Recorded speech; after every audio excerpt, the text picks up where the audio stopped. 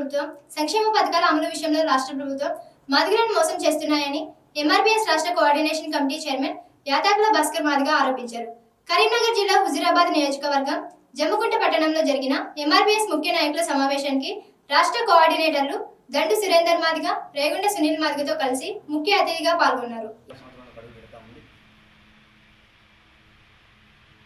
కేంద్ర రాష్ట్ర ప్రభుత్వాలు అవలంబిస్తున్నటువంటి విధానాల వల్ల పూర్తిగా మా జాతి నిర్వీర్యమైపోయే పరిస్థితి ఏర్పడ్డది.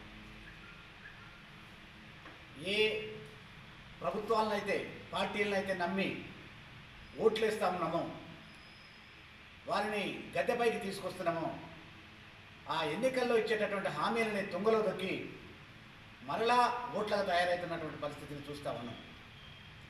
ముఖ్యంగా కేంద్రంలో ఉన్నటువంటి బీజేపీ పార్టీ వర్గీకరణ విషయంలో చిత్తశుద్ధి ఉన్నది మాకు. మేము అధికారంలోకి వస్తే 100 రోజుల్లోనే వర్గీకరణ అంశాన్ని పరిష్కారం చేస్తామని చెప్పింది. గతంలో అధికారంలోకి వచ్చింది, అయినా హామీని తుంగలో దొక్కింది. అంతేకాకుండా ఇవాళ పూర్తిగా అసలు రిజర్వేషన్ని ఎత్తేసేటటువంటి ఒక ప్రక్రియని చాప కింద నీరులాగా బీజేపీ అవలంబిస్తూ ఉంది. అందుకు వారు అధినాయకులు మాట్లాడేటటువంటి మాటలే దానికి నిదర్శనం అని చెప్పి కూడా తెలియజేసేటటువంటి పరిస్థితి ఇంకొంతమంది నాయకులు మాట్లాడుతున్నటువంటి పరిస్థితి.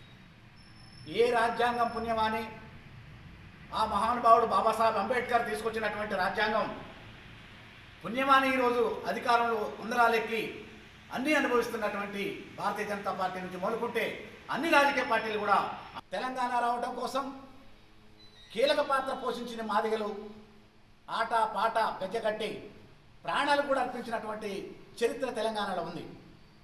తెలంగాణ వస్తే సబ్బండ వర్గాలకు న్యాయం జరుగుతుందని ఆశించినటువంటి ప్రజలు ఏ ఒక్కరికి కూడా న్యాయం జరిగే పరిస్థితి లేకపోగా ముఖ్యంగా